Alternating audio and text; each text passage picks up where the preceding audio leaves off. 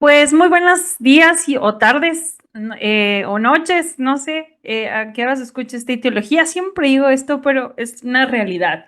Pero me da mucho gusto estar con ustedes otra vez. Nos habíamos tardado un poquito, tuvimos mucho trabajo en la iglesia y casi siempre procuro subir un podcast cada 15 días, pero ahorita nos pasamos un poquito. Pero creo que la espera va a valer la pena porque el tema de hoy me emociona mucho.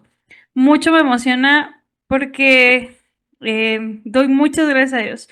Ahorita las presento a Brenda y Mariana, son amigas, fueron mis ovejas hace muchos años también.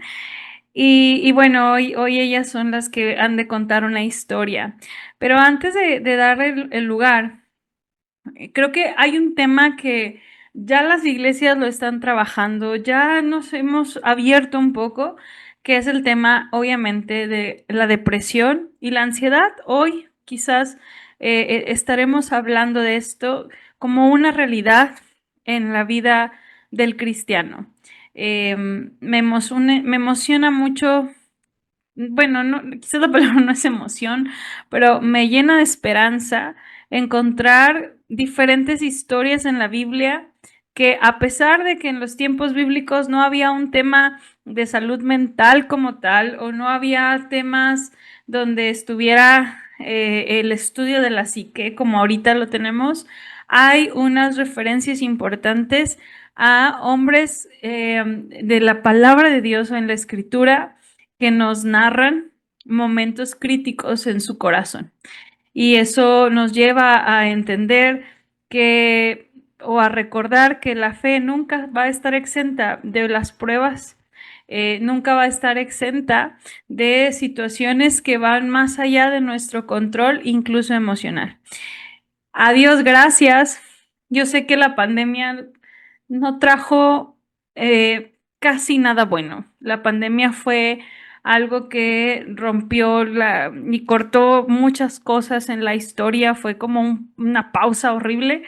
Pero si algo podemos agradecerle al COVID es el poder replantear la salud mental, al grado que también nuestras iglesias están replanteándose el cómo es una lucha, que la depresión, la ansiedad son una lucha e incluso una enfermedad que cualquier cristiano podemos atravesar. Y es por eso que hoy están aquí Brenda y Mariana. El tema de hoy yo lo titulé Depresión en una casa cristiana y feliz. Sé que ninguna casa es perfecta. Sé que a mi esposo Pablo, cuando le dicen algo bonito, dice, vivan con ella para que vean si se puede o no se puede. Cada casa tiene sus problemas, cada casa tiene sus luchas y no hay una casa perfecta. Pero yo sí me atrevo a decir que la casa bueno, la casa Salazar Romero ha sido una casa que para mí ha sido una bendición y desde que los conocí hace ya más de 10 años, aún yo era soltera y yo veía como una meta en mi vida tener un matrimonio como el de Brenda y Carlos, que son amigos, que se llevan súper padre, que se ríen, que se divierten, ¿no? Y siempre he disfrutado de estar en esa casa, la calidad, la forma en que se llevan, la forma en que se comunican. Es una casa donde sabemos que está Cristo. Entiendo que hay luchas, no la quiero poner en un grado de perfección, pero puedo decir que es una casa cristiana y feliz. Y entonces, de repente, hace unos años, llega a las puertas de casa una lucha, que es la depresión. Así que, um, Brenda, te dejo el lugar para que te presentes y luego a Mariana y preséntense y platíquenme cómo era la vida familiar antes de que la depresión llegara o que los síntomas empezaran a surgir pues sí, en la familia Salazar Romero. Adelante, Brenda. De forma resumida se me hace difícil. Hola, hola a todos. Tenemos un Dios problema, te bendiga hablamos y mucho. bueno, siempre Ya sé. Siempre es un platicar contigo, pues amiga y pastora. Entonces es difícil solo dejarlo en palabras cortas. Ujú. Es nuestro mayor problema, yo creo. Pero bueno, de tres, Mariana es cuarta, eso es importante destacarlo. La dependencia de Mariana con su hermana desde el vientre ha sido, pues, evidente, ¿verdad? Eh, eh, Cuando nosotros somos una familia que por el trabajo de mi esposo hemos pues, cambiado de casa, de ciudad constantemente, hasta hace unos, pues ya son 8 años, ya vamos a cumplir aquí en Torreón. Sí. Yo soy nacida aquí en la comarca lagunera, mi esposo también, aquí nos casamos, aquí nos conocimos del Señor ya pues de universitaria, prácticamente cuando nos salimos de la universidad nos casamos y empezamos nuestra vida fuera de casa, fuera de aquí de Torreón, de Gómez, y nos fuimos a vivir primero a Juárez, después a Durango. Jimena y Mariana nacieron allá cuando estuvimos en Durango. A los meses de nacidas prácticamente nos fuimos a Casas Grandes, Nuevo Casas Grandes, Chihuahua, y de ahí duramos casi 8 años y de ahí nos cambiamos a Camargo. Nuestra vida en Camargo fue cuando conocimos la iglesia metodista, antes iglesia nazarena. Y allá estuvimos en la iglesia, ahí fue cuando te conocimos, ahí el Señor nos hizo que nos encontráramos y nuestra vida familiar siempre, a mi manera de ver, así era, siempre era de que al lugar al que vas, entre más rápido te acoples, mayor lo vas a disfrutar. La familia de iglesia fue muy importante para nosotros siempre porque a donde llegábamos siempre había gente conocida, en este caso la misma, así como la iglesia metodista, la nazarena, hay encuentros juveniles y cosas como todo esto la gente se empieza a conocer aunque estemos a la distancia. Y eso ocurrió en nuestra familia, era así. Cada vez que nos cambiábamos, llegábamos a un lugar donde conocías a uno o dos y de ahí te hacían, pues, hacer sentir como en casa, familia. Y la familia nuestra, la iglesia o la familia por el trabajo de Carlos, yo soy comunicóloga, trabajé en alguna universidad, en Volkswagen, en agencias de vehículos, siempre orientada a la comunicación. Y nuestra vida siempre fue así. Yo le di mucha prioridad desde el principio. Le dije a mi esposo, ¿sabes qué? Yo trabajaba, pero cuando iban a nacer era de que ya no quiero trabajar porque ahora sí con ellas fue obligatorio, porque eran dos y era más complicado. Pero nuestra idea antes de saber que fueran dos era pues dedicarle tiempo a la familia. Y él me dijo, mira, con lo que gano, lo hacemos y completamos para comer todos. Entonces, si dejas de trabajar, dale. Y era mi prioridad, la familia. Y así conforme nos fuimos cambiando, fue así. Trabajo, familia, dinámica integrada. Mi esposo no es así de los, como muy conservador en ese estilo, entonces la verdad nos acoplamos en equipo para empezar a trabajar. Si yo trabajo, pues buscar la manera de, si él no puede entrarle, buscar quien nos ayude. Siempre fue así.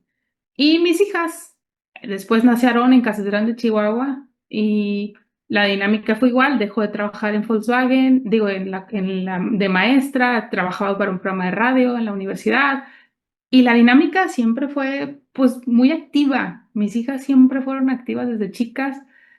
Cuando nos cambiaron a Camargo, siguió pero siempre estuve en música, en karate, en gimnasia, en natación, o sea, siempre en básquet, siempre en el instrumento que ahora aprendan del violín, tocan el violín y cosas como esas, hacer algo como que muy parte de, pero siempre la iglesia ha sido como una roca. Sí, ha sido parte de nuestra vida familiar. El Señor en nuestra vida, obviamente, pues es primordial en todo esto. Cuando llegamos aquí a Camargo, de Camargo por acá duramos menos, fueron casi 3 años. 3 años, y aquí llegamos justo a la secundaria, la etapa complicada. Ahora sí dicen los que saben, la prueba de fuego es la secundaria, cuando llegan. Adolescencia. Ahora sí, en la secundaria, adolescencia, vas a ponerte a prueba todas las formas de, todo lo que has sembrado y ellos conocen o forma que han aprendido, ahí se va a poner a prueba. Y llegamos en secundaria, primer año y enseguida la pandemia. Y Te cuento todo esto antecedente porque durante todo el tiempo fue iglesia y actividades, pero siempre, siempre actividades por doquier. Ellos no los paraba nada, o sea, siempre había escuela y ahora llévame al básquet y ahora llévame, no sé, siempre. Aarón, el más pequeño, es amante del fútbol, entonces es fútbol desde que come, almuerza y cena, fútbol. Entonces, la actividad era muy, muy fuerte. Cuando llega pandemia, ¡pum!, nos frenó a todos. Se paró todo y nuestra dinámica cambió de que nadie sale de la casa cuando nuestro ritmo era pocas veces estamos en casa y cuando estamos en casa nos gustaba mucho disfrutar pues aquí en la familia, la comida, cenar juntos, siempre esas cosas las disfrutamos, el convivio, el inventarte la carnita asada para algo o la hamburguesa asar carne, siempre es algo que disfrutamos, pero la pandemia nos frenó y buscamos la manera de sobrellevar todo como todos. Pero aquí, quien empezó con algunas situaciones no fue Mariana. Gracias a Dios no fue Mariana, fue Jimena. Jimena, durante la pandemia, empezó con síntomas extraños de comportamiento y cuando ya se vio muy sobrepasada, se acerca conmigo y me acuerdo mucho esa noche, fue una noche y me dice, es que no puedo dormir, ya tenía tiempo diciéndonos eso. Y un día ya toda así como, pues quebradilla, me dice, es que no funciona mi oración. Eh, Oro y no sirve. O sea, ya tengo como 3 días sin dormir.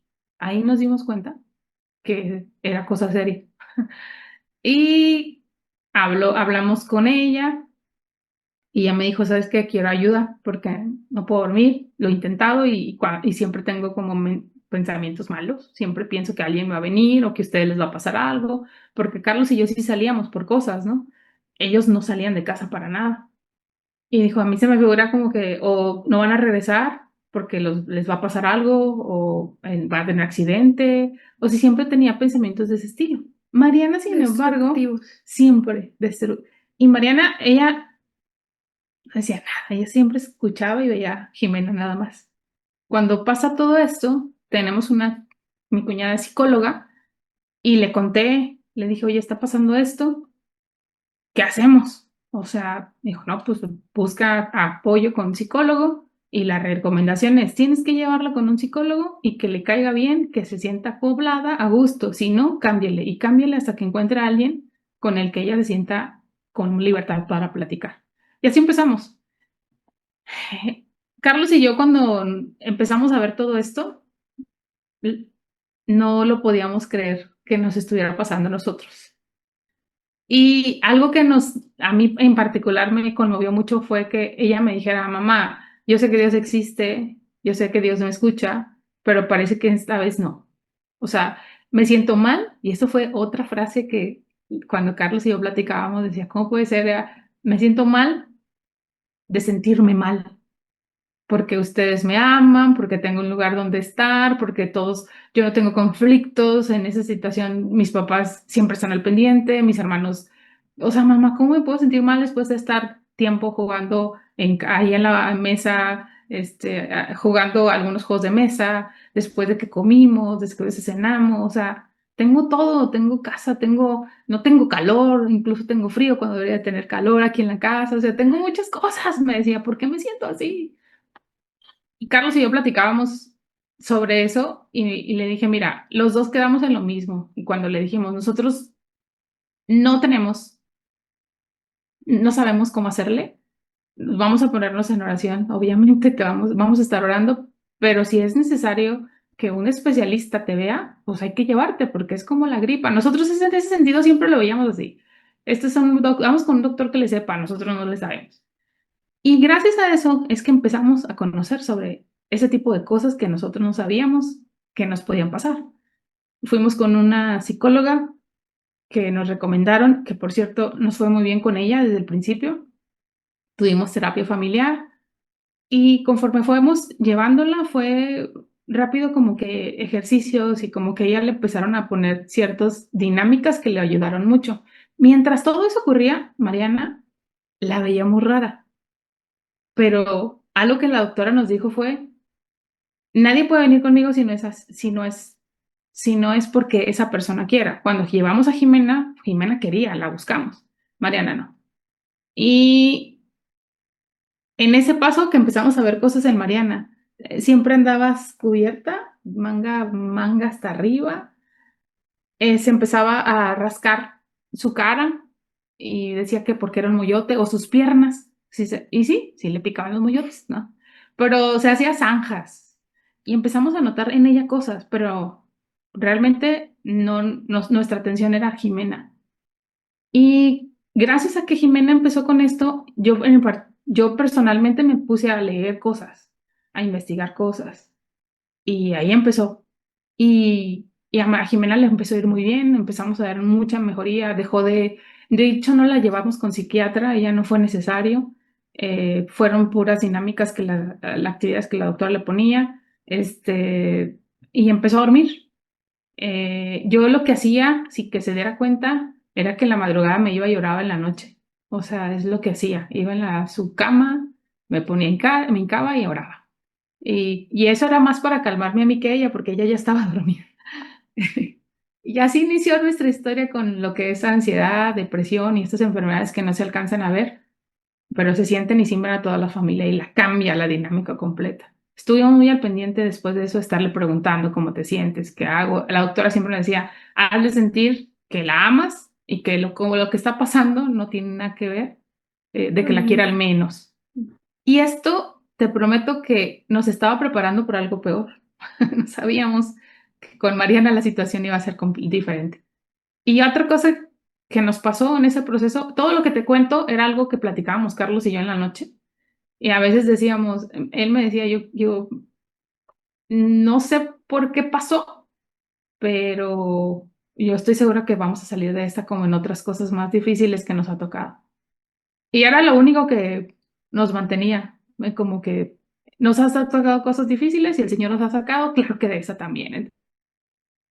Wow. Empezó también como que a dar retroalimentación y decía, vamos muy bien, vamos muy bien. Pasaron casi el año, bueno, como 8 meses, y empezó Mariana. Ahora sí, Mariana, ¿cuándo empezó? ¿Sí te acuerdas? ¿Cómo empezaste? ¿Tú te acuerdas, Mariana, cuando empezaste a Mariana, notar cambios en tus emociones? ¿Qué sentías? Eh, lo poquito que te acuerdas, porque nos decías ahorita atrás que tienes como varios sí, como espacios en negro, ¿no? En ese tiempo. Pero ¿de qué te acuerdas? Algo que, ¿cuándo empezaste a notar cambios, etcétera? Yo recuerdo que yo estaba en finales de primero de secundaria y tenía síntomas como migraña todos los días. Me molestaba y me frustraba absolutamente demasiadas cosas que no tenían sentido. Era una rebelde sin causa. La adolescencia tenía mucho que ver, pero estoy segura que ya me estaban demostrando, o sea, ya había como señales de que algo, porque me molestaba porque lastimaba a las personas que amaba y hasta yo decía, es que me duele más a mí que a ti, pero no sabía cómo explicarlo encima a mí y lo mucho que no entendía por qué rayos estaba haciendo esas cosas. Entonces llegó como que tenía demasiada ansiedad y en ese momento no sé qué era. Tengo recuerdos como desde los 8 años, me daba taquicardia en medio de mis clases y yo les decía a mis compañeras de que, ay, es que me duele como el pecho, a ustedes también, como si fuera un simple dolor de cabeza. Y se me quedaban viendo y me decían de que no, eso no está bien, pero yo ya lo había hecho como muy normal, lo iba a presentar en secundaria y luego fue pandemia y yo no rara. Y yo decía, wow, yo coincido, está diciendo, pero yo no quería preocupar a nadie, quería que mi hermana estuviera bien, entonces yo buscaba de alguna manera bienestar y no, yo no hablé, o sea, genuinamente yo me callaba todo. Mi ansiedad se empezó a presentar como decía mi mamá, soy pan dulce para los mosquitos, me comen viva. y cualquier piquete me lo hacía roncha y roncha y roncha y lo que podía cerrar en Zanja. cicatrizar, ajá, en un día sin durar 3 meses, lo cual pues me ha dejado muchas cicatrices a lo largo de los años. A diferencia de Jimena, por eso también, ella, o sea, Jimena, eso también le fue muy diferente. La depresión y la ansiedad son diferentes, pero empezamos a notar que ella dormía, batallábamos para despertarla para comer. O sea, de que ella es hora de comer, ella es hora de cenar, ella es hora de almorzar, porque pandemia, ¿no? A veces no tenían clase, No había entonces muchas no actividades había que hacer. tercera batalla. Y uno era bien enojona, muy enojona, siempre enojona y contestona. O sea, eh, era grosera en su forma de responder. Se estaba enojada con todos, pero con ella también. Esa por eso dice, es que no sabía cómo expresarlo. Y era así, intolerante a todos y pues menos a las reuniones. O sea, no había, de todos modos, era un periodo donde estábamos guardados. Pero empezamos a detectar este tipo de cosas. Cuando ella dice que se rascaba, de verdad, nosotros nos dimos cuenta, me acuerdo mucho que tu papá te hizo una curación acá atrás, no se veía. Ella empezó a rascar, entonces te estoy hablando como de 3 centímetros de largo y a profundo, o sea, profundo, casi se le veía como blanco, ¿sabes? Como cuando ya te cortas o cuando te has abierto. Y la vimos un día y le dijimos que qué onda. Pues, Carlos te dijo, "Ay, hija, ¿qué? ¿Por qué estás así?". No, es que no me doy cuenta. Simplemente no me doy cuenta. O sea, cuando ya recuerdo, no sé qué sensación te daba el hacerlo. Lo hacía inconsciente antes de la vez que lo hice consciente, ¿verdad? Sí. No sé, es que no me doy cuenta cuando ya me abrí. O sea, era exagerado. O sea, me acuerdo que te tuvimos que curar nosotros de poner un montón de cosas para poder Sí, empezar a cicatrizar. Y batallabas porque no lo dejaba de hacer. y no me daba cuenta. Es cierto, no recordaba. Lo que yo lo relacioné tiempo después era, tenía tantas cosas en mi mente y mi manera de como callar todo lo que tenía en mi cabeza era a través del dolor. Aunque obviamente llegó un punto en el que perdí el sentido, o sea, ya mi umbral del dolor ya era alto, ¿se dice así? Alto. Ujú. Entonces, con esta situación, o sea, genuinamente dejé de sentir lo que me hacía. O sea, llegó un punto en el que mi mamá me ponía alcohol y ya no sentía nada. Antes me dolía mucho, me ardía, pero llegó un punto en el que ya le decía, pues ponme alcohol, ponme gel antibacterial, ponme lo que quieras, no va a importar, es lo mismo. Ujú. Porque llegó a ese punto de como normalizarlo, no sé. Ya mi cuerpo estaba relativamente acostumbrado, ya no me ardía, ya no dolía. O sea, hasta la fecha. Hay veces que tengo como el hábito de uso mis uñas y como que me hago, no sé cómo explicarlo. Uy, Sí. te aplastas. Me aplasto, ajá, me aplasto mis uñas como con la Puño palma de mi cerrado. mano, Ajá. ajá, con el puño cerrado y me dejo marcas y no me doy cuenta, pero es por el hábito. O sea, mis amigos, obviamente que ya saben mi historia, gracias a Dios, me han ayudado porque se dan cuenta y me dicen, "Ah, la estás haciendo". Y yo como que ya busco otra Ujú. alternativa para liberar mi estrés, ¿no? Pero ha sido definitivamente todo un proceso. Oye, Mariana, ¿y puedes identificar los pensamientos que se les llaman intrusivos, ¿no? Que son los que de alguna manera destapan, ¿no? Y quiero aclarar algo, nosotros no somos médicos profesionales, no conocemos muchas cosas, no somos psicólogos, es a través de la experiencia, en mi caso pastoral, en su caso experiencial, ¿no? Yo tengo un poco, bueno, no sé si es un poco, pero es ya un diagnóstico de ansiedad generalizada, quizás es menor, pero sé que hay pensamientos intrusivos que son los que generan ataques de pánico, por ejemplo, que yo he experimentado. Tú puedes identificar qué era o qué son o qué fueron esos como constantes pensamientos que llegaban o que aparecían y traían o desembocaban toda esta parte. Sí, Yo tengo bloqueada mayormente la parte de secundaria. O sea, todas esas como señales desde antes, verdaderamente no las recuerdo. Pero lo que yo recuerdo es que entré a preparatoria y entré en una preparatoria un poco complicada y difícil. Siempre había sido esa niña que tenía buenas calificaciones y que le gustaba tener arriba de 9 y si se podía, 10. En mi familia nunca me dijeron de que tienes que tener 10, tienes que tener 10. Mi papá arriba de 8 es vanidad. Pero en mi cerebro, ya había puesto y lo había como alimentado a través de los años. Y lamentablemente se volvió mi identidad. Mm. Entonces, volvió mi identidad todos mis logros. Mi mamá mencionaba ahorita, hace unos momentos, que participé en muchos deportes, de actividades culturales, y todo eso yo lo había hecho parte de mi identidad. Y fue cuando lo llegué a un punto en donde llegué a esta prepa, en mi vida había reprobado, presento un examen de matemáticas y reprobé de la peor manera, un 3 ridículamente. Nunca en mi vida me había pasado eso. Se me cayó el mundo. Mm. Mis pensamientos fue, no valgo nada, estoy siendo una decepción para mi familia, no puede ser que con todo el esfuerzo del mundo, aún así, porque yo estudié mucho, aún así, con todo o sea, lo di todo y aún así no pude, entonces, ¿qué voy a lograr en la vida? Y eso solo me lleva a pensar en todo el fracaso que podría hacer en el futuro, el fracaso que estaba haciendo en el presente y a dudar de todas mis habilidades de toda mi vida hasta ese momento, lo cual fue un poco demasiado pesado. Ahí fue cuando empezó todo, Wow. realmente. Fíjate que esto es bien importante, Mariana, antes de darle lugar a Brenda. Gracias.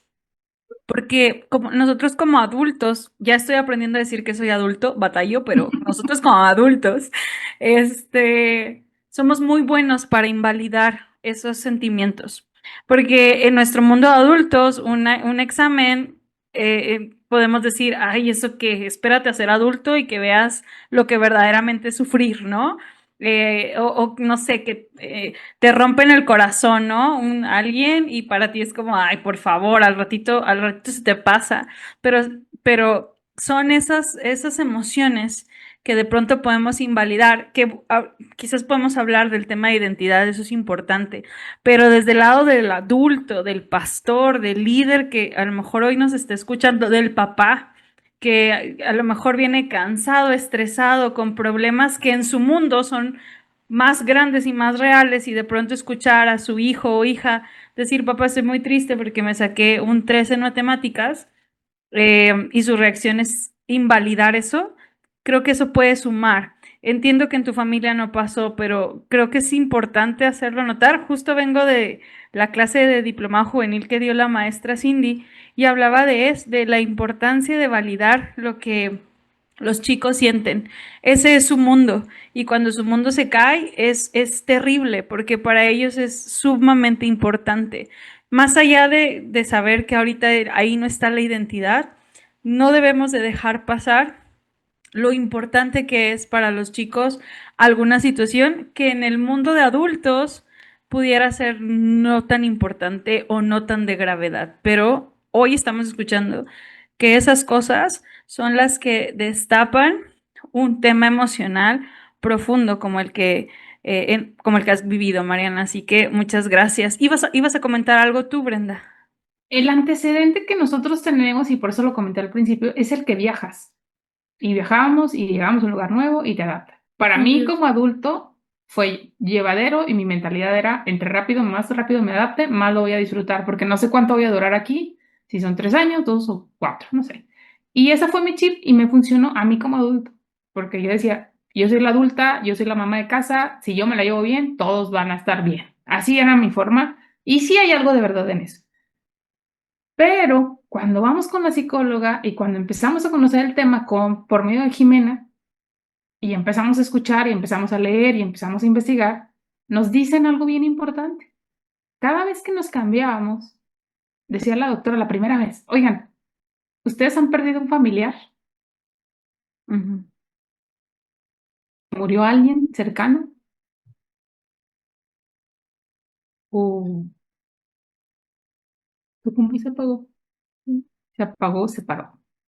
¿Todo No, bien? todo bien, todo bien. Ok.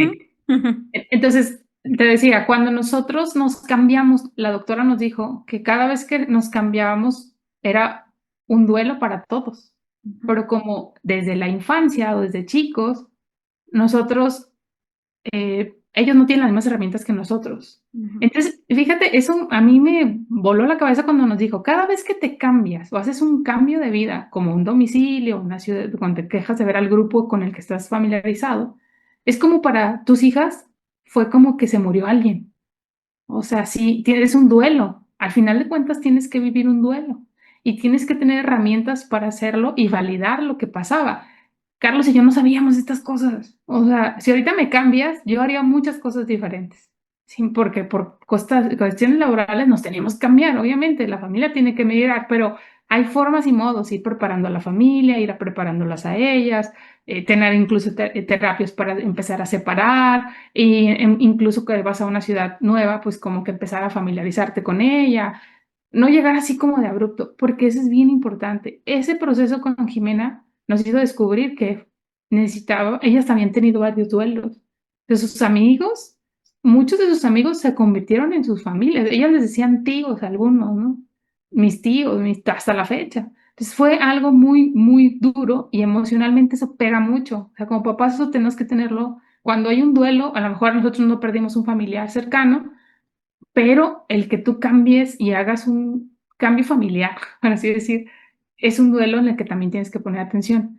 En aquel entonces me tocó escuchar la prédica, yo creo que tú los conoces, están en Chihuahua, son unos hermanos que perdieron a su hijo, se suicidó, y Sí. a partir de lo que sucede con él, su vida, él era un chavo, me escalofríos me dio la primera vez que los escuché, y porque yo ya empecé a familiarizarme con la palabra suicidio. O sea, yo decía, eso yo lo veía tan lejano, pero la situación de mis hijas ya había pensamientos de ese estilo. Y la doctora la primera vez que nos dijo fue, hay que preguntar, directo, hija, ¿cómo te sientes? ¿Han venido a tu cabeza pensamientos suicidas? ¿Quieres mejor morir? O sea, preguntar tal cual, pregúntalo, pregúntalo. Puntualmente. Y yo no sabía, eso nos los empezaron a platicar y el testimonio de ellos a mí me disparó la cabeza para decir, o me pongo las pilas, o toco el tema, o lo abordo así ampliamente como vamos a comer esta tarde, hoy no tuviste pensamientos suicidas, o sea, así tienes que hablarlo.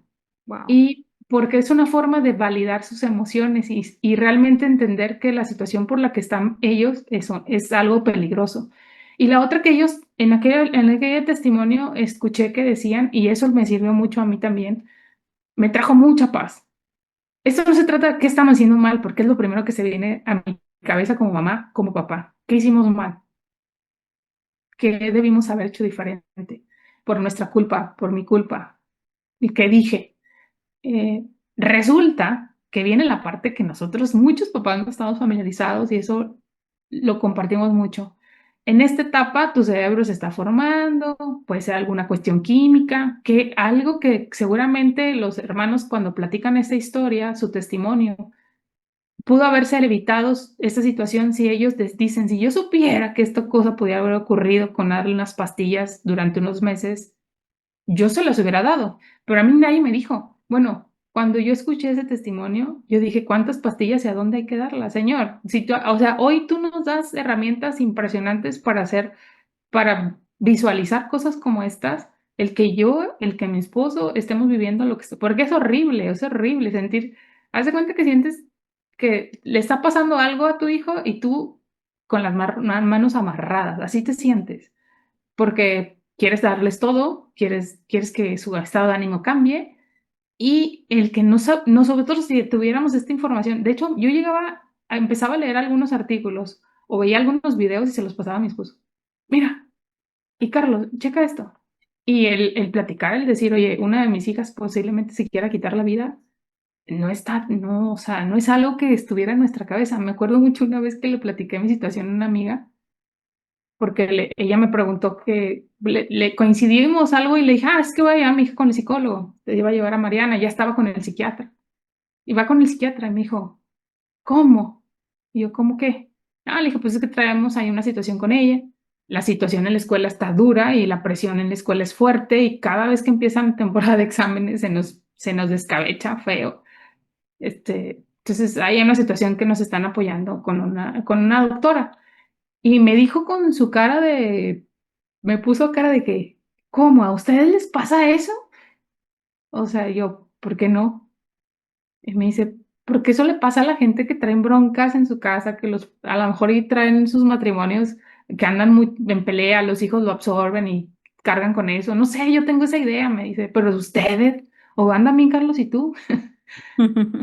Y le digo, sí, bien, pero eso no pasa por eso. O sea, lo que ella le está pasando ahorita, lo que nos están diciendo es, ha tenido una mala alimentación, está durmiendo mal, su cerebro ahorita necesita químicos, o sea, fue mi forma de explicar lo más básico. Y le estamos apoyando. Y estamos en ese proceso, le dije. Pero así como ella lo pensó, mucha gente, sin decirnos. Y justo es la pregunta del millón, que es importante. ¿Cómo reacciona la iglesia, tu fe misma, o sea, en esto?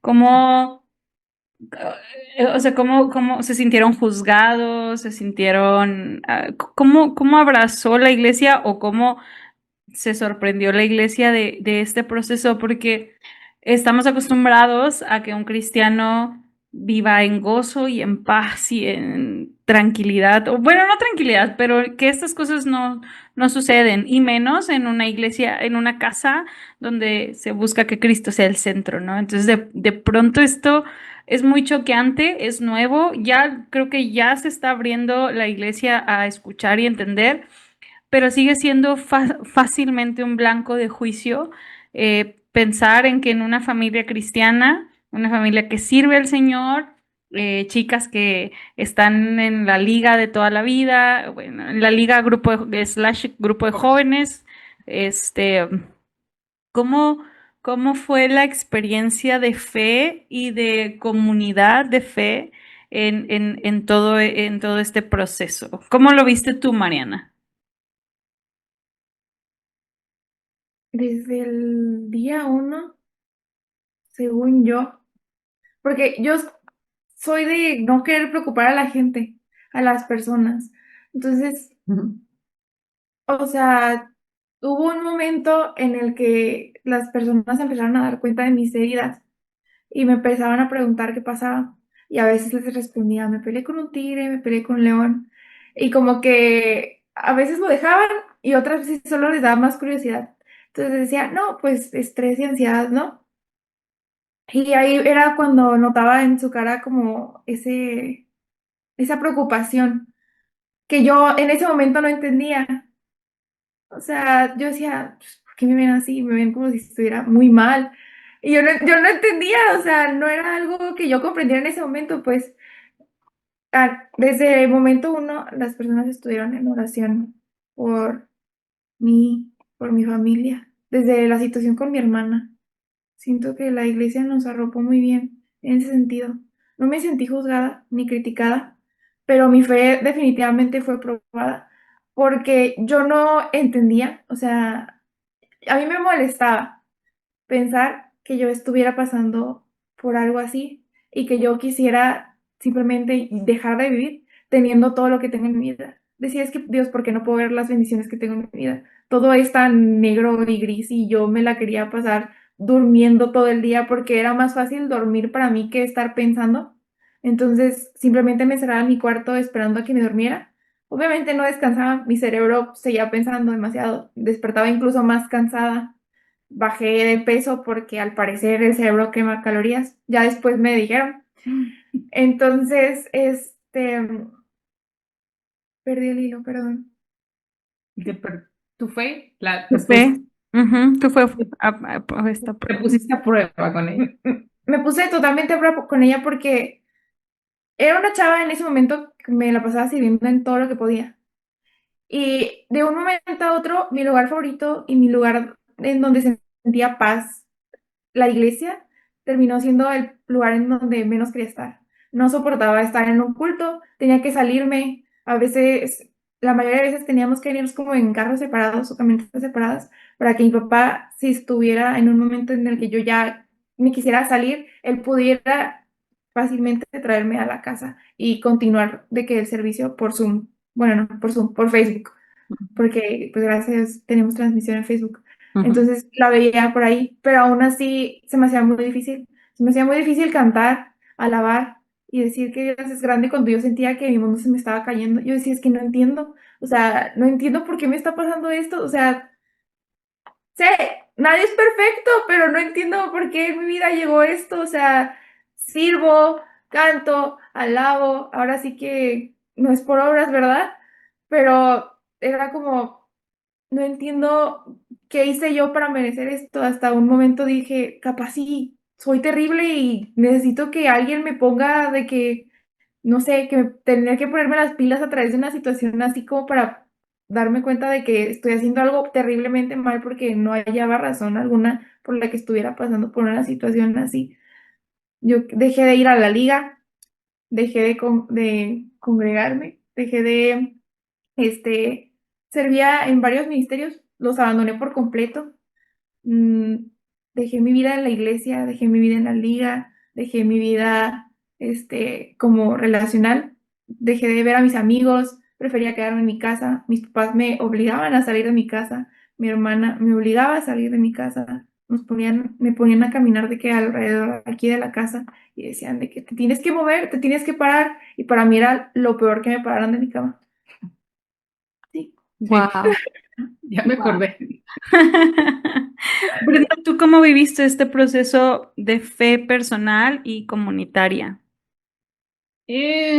También, o sea, la verdad, a mí, ya cuando llegamos con ella, yo sí me sentía, o sea, fue más mi acercamiento con el Señor, de que con Jimena me abrió como que el panorama de decir, necesitamos estar mejor, más listos y más preparados, más fortalecidos en la fe, porque esto se está poniendo feo y ya viste que tú solita no puedes. Como que si lo habías olvidado, si lo tenías a un lado así como que guardadito, pues sácalo.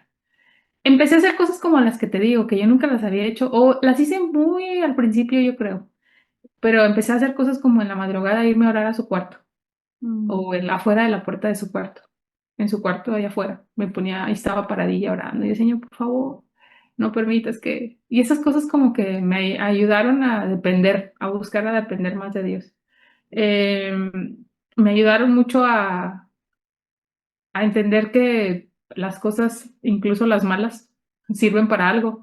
En ese proceso hubo papás. Estuve en ese periodo, me tocó, gracias a Dios, estar como consejero, asesor de grupo de jóvenes de la iglesia local. Cuando hubo hermanos que se dieron cuenta de lo que estaba pasando en mi familia, porque nunca lo escondimos. O sea, siempre, y el pastor que tenemos, la verdad es que siempre también, en ese sentido, nos dio mucha validación, tampoco nos hizo así como, ¿qué?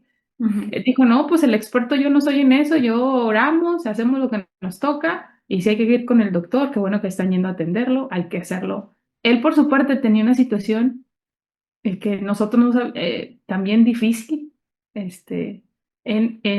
con su hija tuvo una situación así como la nuestra. Entonces estábamos pasando por algo similar sin que él nos lo dijera en aquel momento.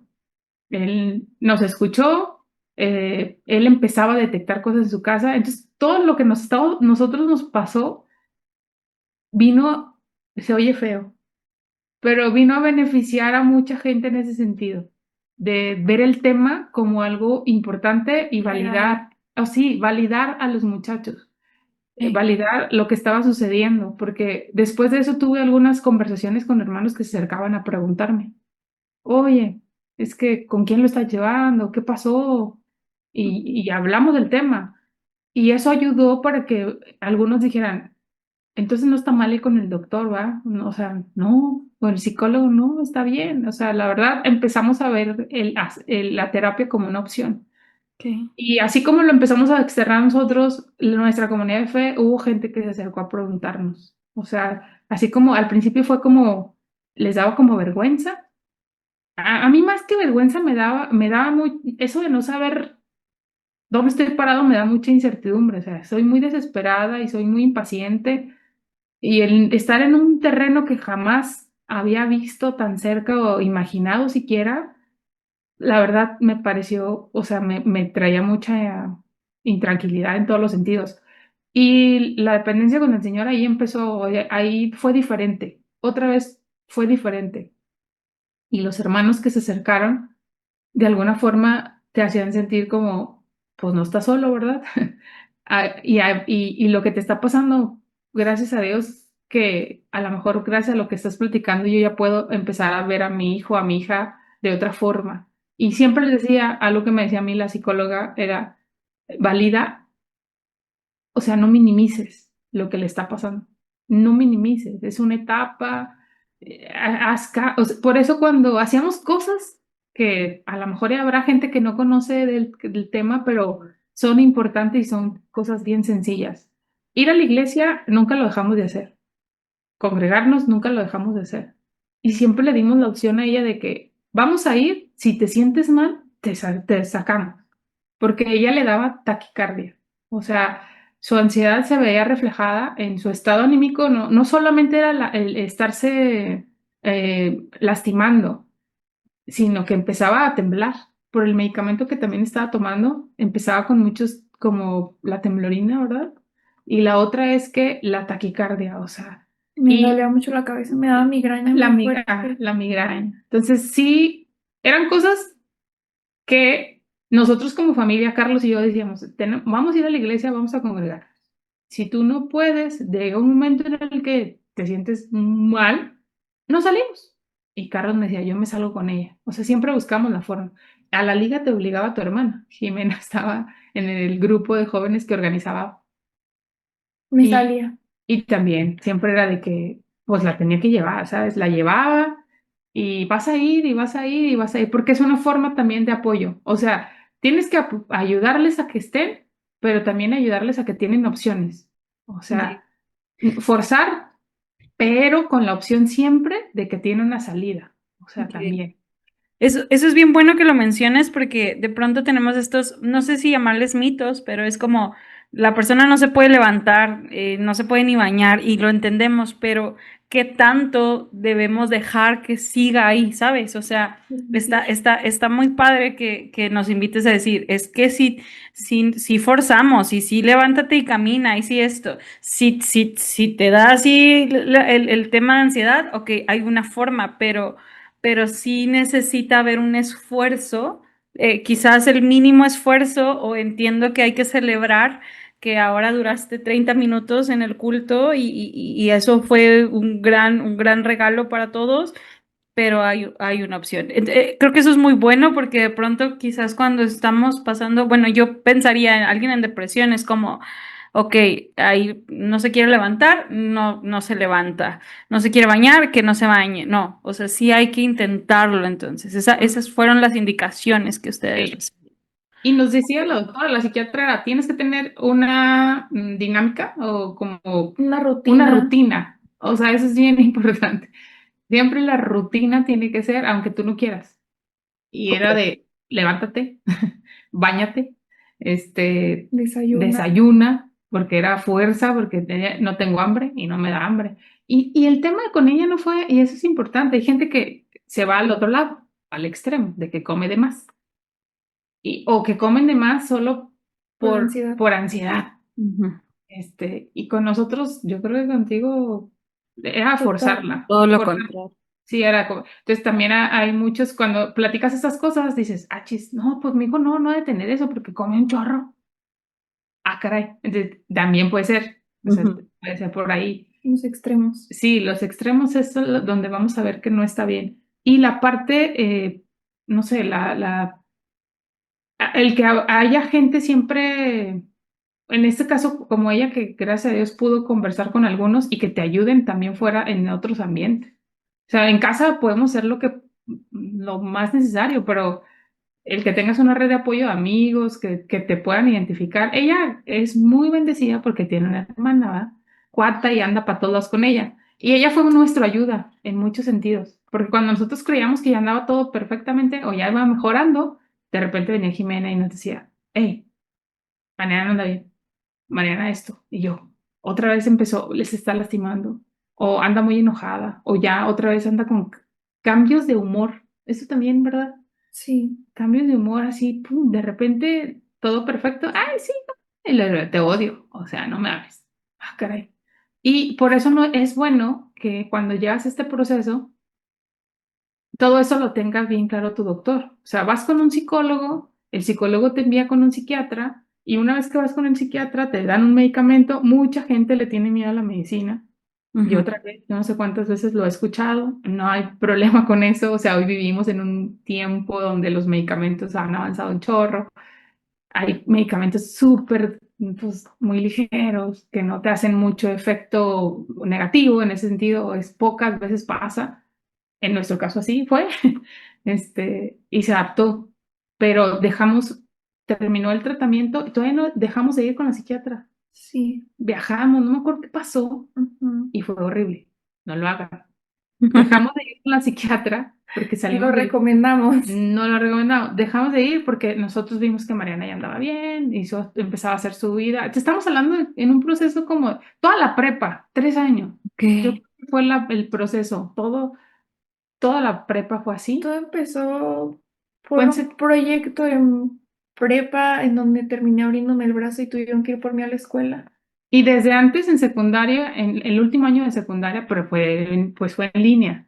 Ahí Ujú. fue donde empezamos como que a ver cositas, pero en realidad ya que se animó a que ella dijera que sí quería ir, Estaba mal. ya estaba muy mal, En el límite, claro. límite. Guau. Pero dejamos de ir, o sea, en esos 3 años, en un proceso lo dejamos de llevar con la psiquiatra porque vimos que estaba bien, ya comía, ya dormía, ya estaba como integrándose a su escuela, todo, todo, y la dejamos llevar unos meses.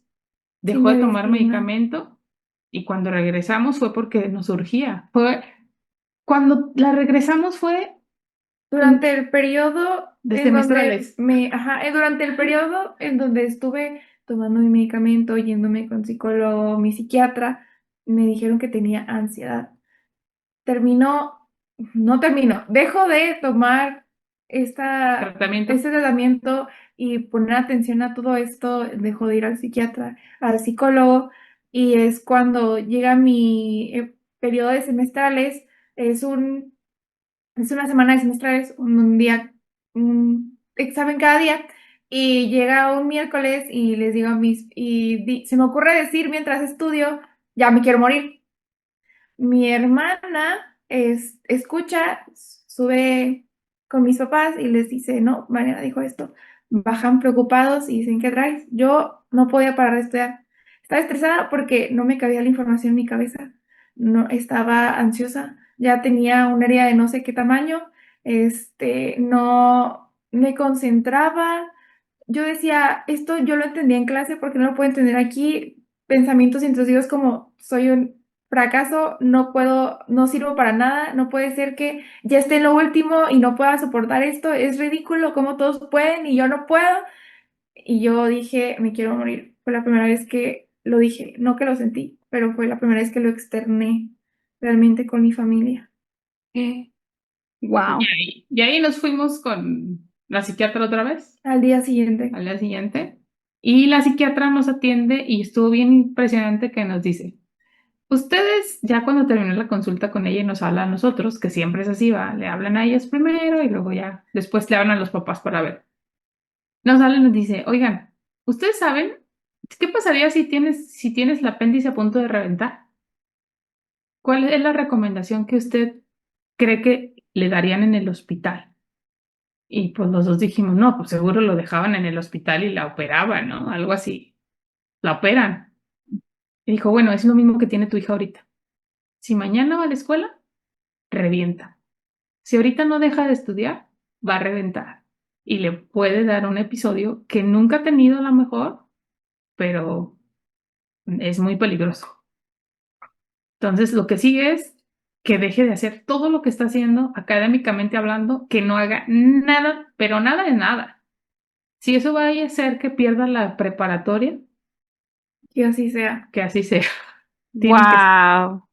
Sí, o sea, realmente iba mal. La taquicardia era horrible. Este, La forma de temblar era impresionante. Temblaba en la noche, ¿verdad? No dormí, toda esa noche, o sea, de un día antes a ese día no durmió. O sea, aparentemente dormía, pero en realidad Nada. tenía tenía un reloj especial para estar midiendo su Ciclo de sueño. ciclo de sueño. O sea, esa cosa decía que ella nunca paró de pensar, siempre estuvo despierta. Entonces nos dijo, está mal y ahorita necesitamos medicarla Urgente. y dejarla como si estuviera en un hospital, así, acostada, alimentándola, hidratándose. Es importante hidratarse. Todo esto la alimentación y hidratación aquí es importante para la recuperación, una buena recuperación. Y eso nos ocurrió cuando pasó con ella.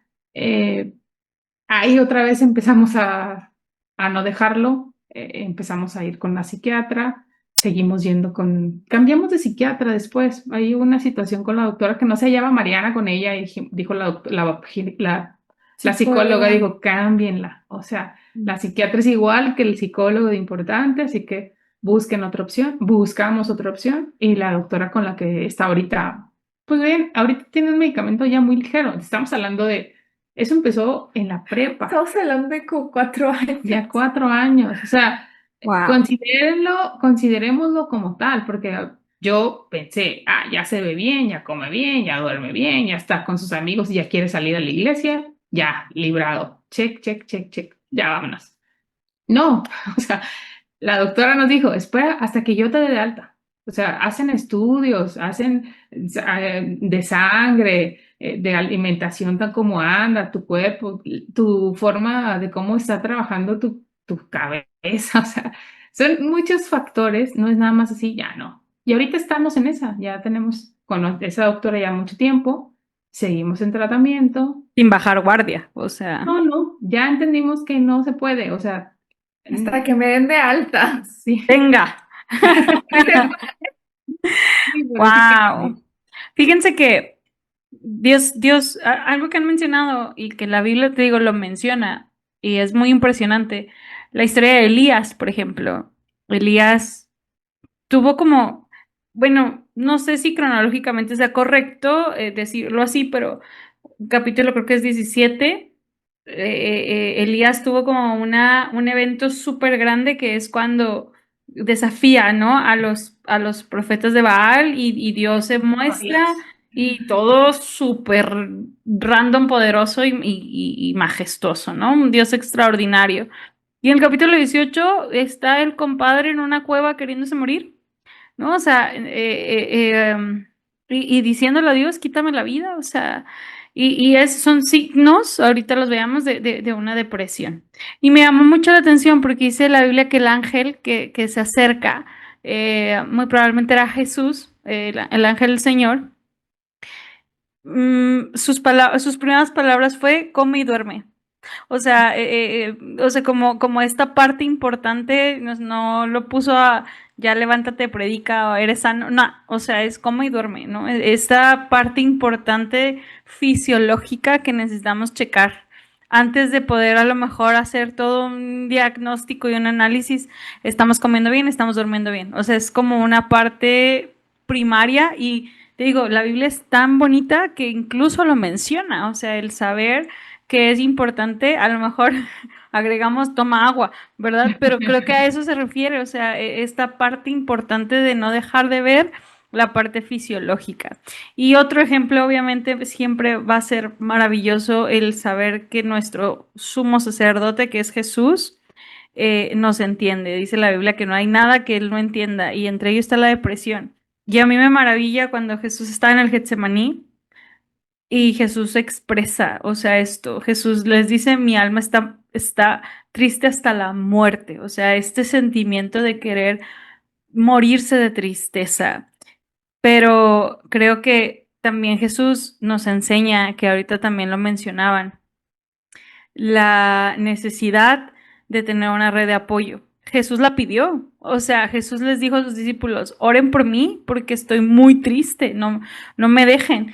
Los compas se quedaron dormidos, eso es otro tema, pero la actitud, la actitud de Jesús, o sea, de Jesús diciendo, ayúdenme a no pasar por esto solo, es una parte importante que Dios nos deja en la Escritura. O sea, que Dios, el Dios que vino a este mundo a padecer y a entendernos en carne propia, pidió auxilio en un momento tan triste. Entonces, si Él pudo expresar lo que sentía y buscó una red de apoyo, ¿por qué nosotros no lo haríamos en caso de necesitarlo?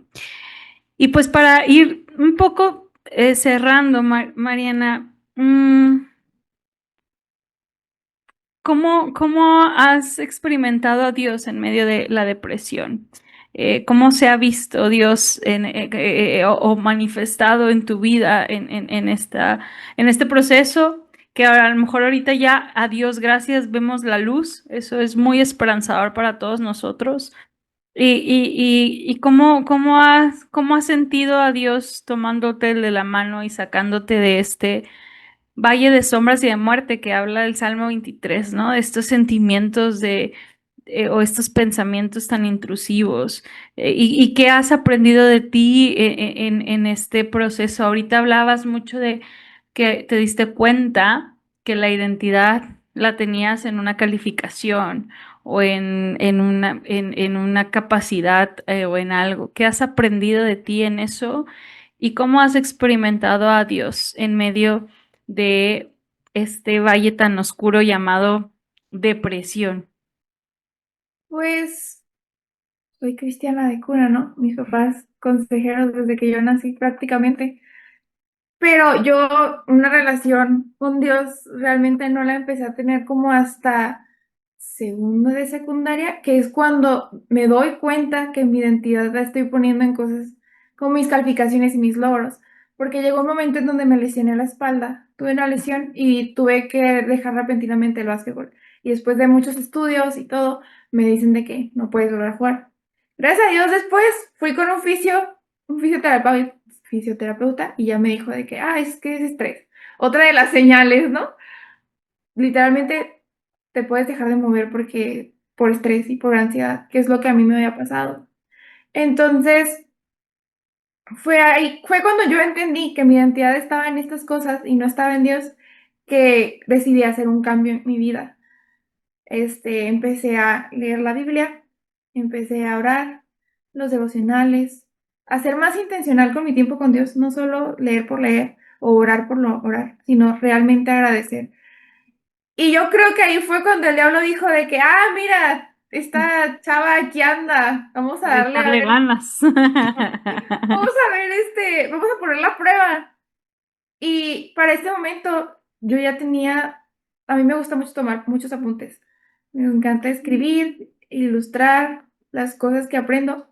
Entonces, genuinamente, durante mi episodio de depresión, ansiedad, me era muy difícil leer la Biblia. Entonces, lo que yo hacía era agarrar mis libretas y mis apuntes pasados y leerlos. A veces simplemente decía de que, ay no, o sea, me enojaba porque decía es que no creo nada de esto. Y puedo ver mis anotaciones hoy en día. Tengo libretas rayadas con palabras de no te creo nada, estoy enojada, estoy frustrada, o sea, y después era un mensaje de luz. Wow. Entonces era como, está este contraste de como había días buenos, había días muy malos en donde simplemente no sabía qué hacer y lo único que tenía, como fuerzas, porque nunca se me va a olvidar la primera vez que le dije a mi papá, es que no me quiero levantar de la cama. Fue todo ese mismo día, el día que yo dije que me quería morir.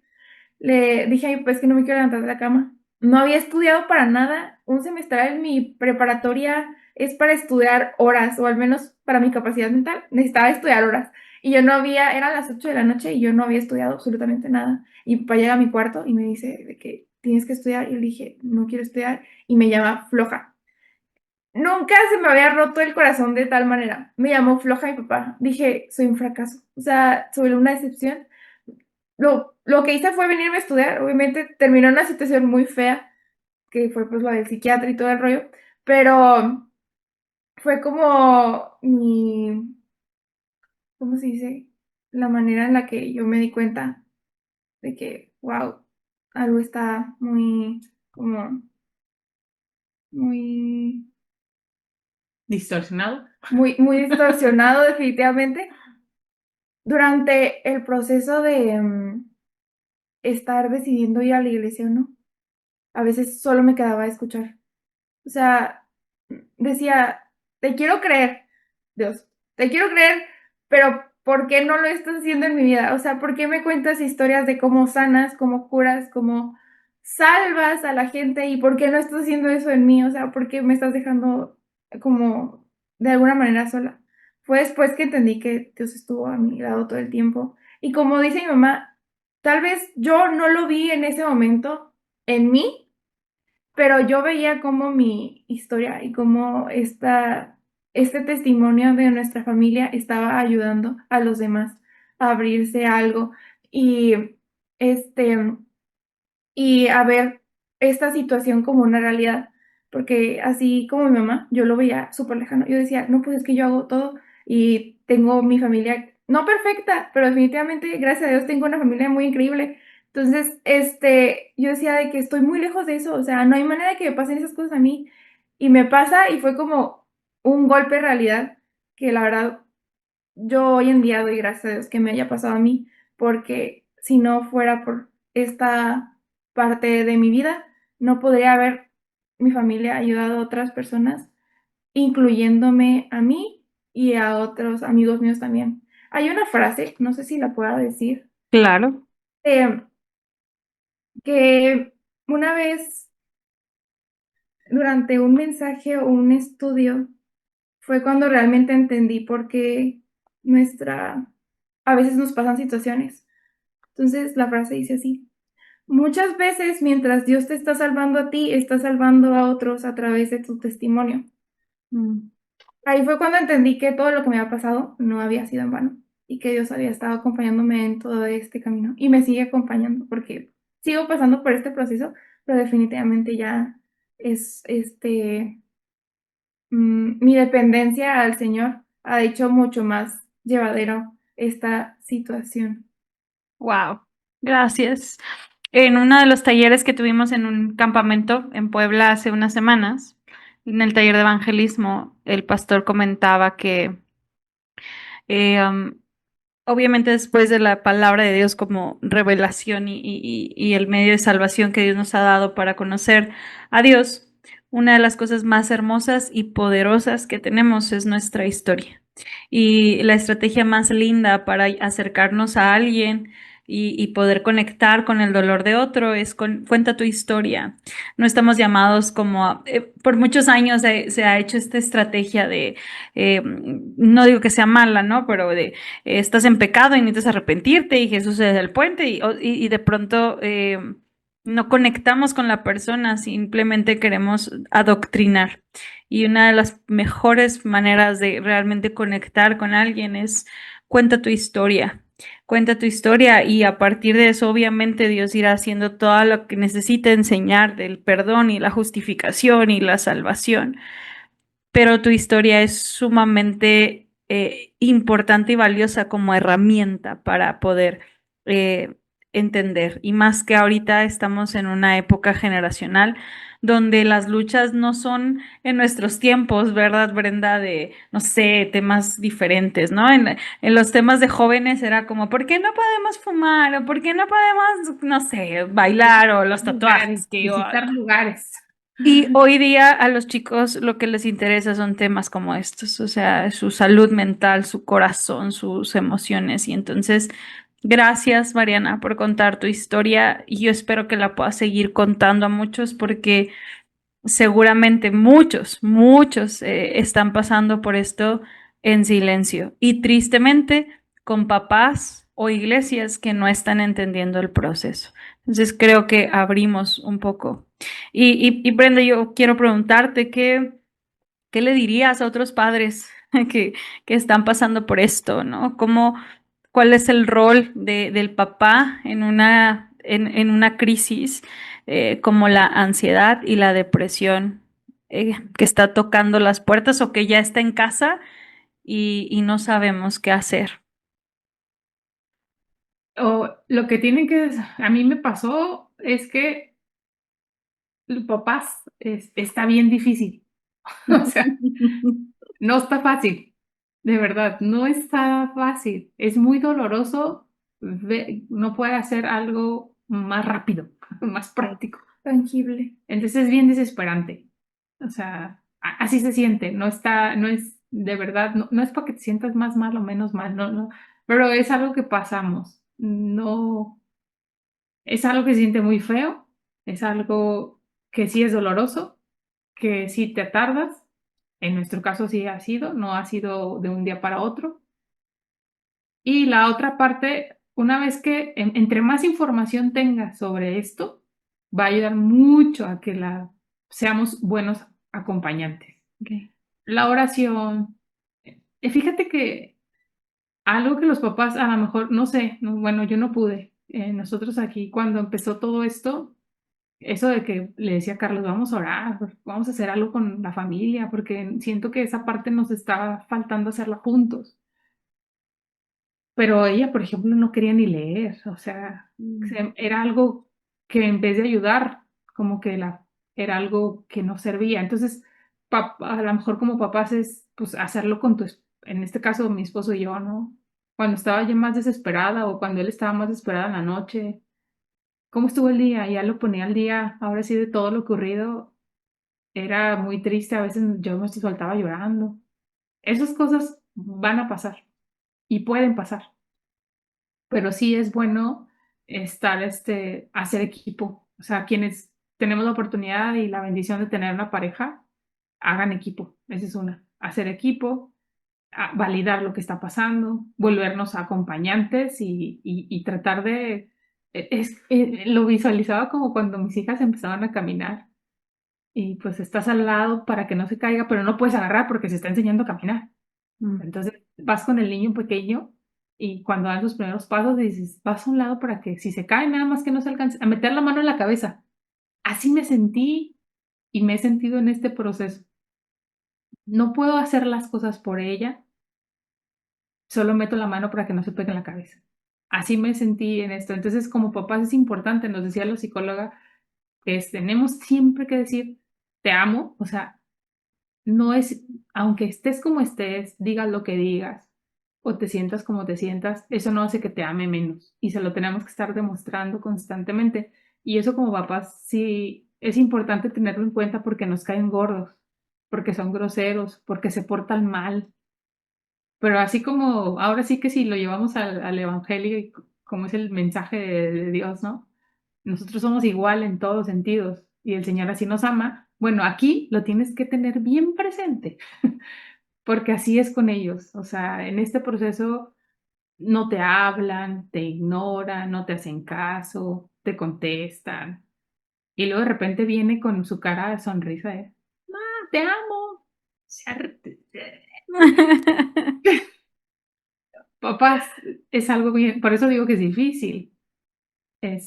Pero si estás, o sea, si no tienes la pareja con la que estás, puedas compartir, sí haz una red de apoyo, sí ten una muy buena amiga, sí ten un muy buen amigo, habla, platica y expone como que para sacarlo y no sacarlo con ellos. O sea, no debemos de sacarlo con ellos. Es contenernos y sacarlo con alguien más. En este caso nosotros chillábamos en la noche a veces, así está, "Oh, no, fue súper fatal y pasó esto y me dijo esto". Y bueno, pues orábamos, llorábamos y así. Este fue el proceso. Y ahorita, pues yo creo que la recomendación que a mí me sirvió y que la sigo compartiendo es, háganles ver que los aman. O sea, que nada de lo que tú hagas me va a hacer que te ame menos. Y yo voy a estar aquí para ti 24/7, o sea, a la hora que quieras. Siempre iba en la época más complicada, iba, hija, vete a dormir con nosotros. Si no puedes dormir, vete a dormir con nosotros.